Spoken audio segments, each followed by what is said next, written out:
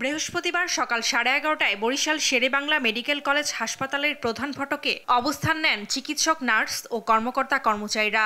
Medicine বিভাগের ভবনের সামনে থেকে একটি মিছিল বের করেন তারা।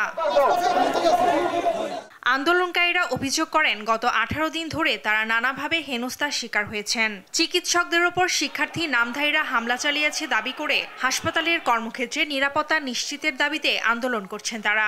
আমাদের দাবি হচ্ছে এই বিশৃঙ্খলতা, নৈরাজ্য, ওয়ার্ডে ওয়ার্ডে ডাক্তার, সিস্টার, টেকনোলজি সবার উপরে যে হামলা, শারীরিক এবং মানসিক নির্যাতন, এইগুলা সমাধান চাই। আমরা কর্মক্ষেত্রে নিরাপত্তা চাই। আমাদের স্বাস্থ্য অধিদপ্তরের মাননীয় মহাপরিচালক স্যার এসে আন্দোলনকারীদের বলেছেন যে তোমাদের সব দাবি আমি মেনে নিলাম।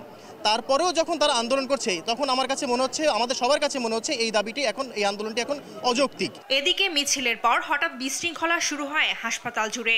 ধাওয়া ও মারধরের শিকার হন অনেকে। এ সময় অনশনরত শিক্ষার্থীরা অসুস্থ হয়ে পড়লে তাদের চিকিৎসার জন্য নেওয়া হয় মেডিসিন বিভাগে।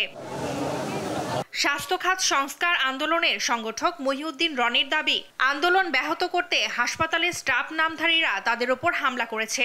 শান্তিপূর্ণ আন্দোলনে হামলার ঘটনায় সুষ্ঠু তদন্তের দাবি করছেন তারা। একটা মক ক্রিয়েট করে যারা অনশন করেছে তাদেরকে আইসা পিটানো শুরু করছে। আমরা তো এটা সুষ্ঠু তদন্ত সম্পর্কে আমাদের দাবি মানা হোক, শান্তিপূর্ণ আন্দোলন চলতেছে। আমরা তো কোনোভাবে সংঘাত চাই না। ডাক্তার, নার্স, স্টাফ এদের সাথে জীবন থাকার কথা। আমরা তো তাদের জন্য এই লড়াইটা করছি।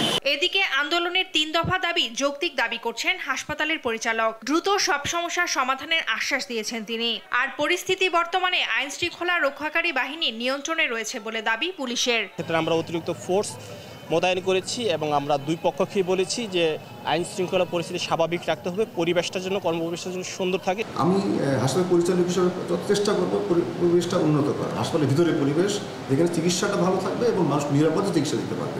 এদিকে বুধবার রাতে স্বাস্থ্য সংস্কার আন্দোলন প্রত্যাহার করে 30 কার্যদিবস সময় বেঁধে দিয়ে আন্দোলন স্থগিত করেছে বিএম কলেজের শিক্ষার্থীরা। যদিও আন্দোলন চালু রাখার ঘোষণা দিয়েছিলেন সংগঠক মহিউদ্দিন রনি। ফারজানা আফরোজ টুম্পা, নিউজ ডেস্ক, দেশ টিভি।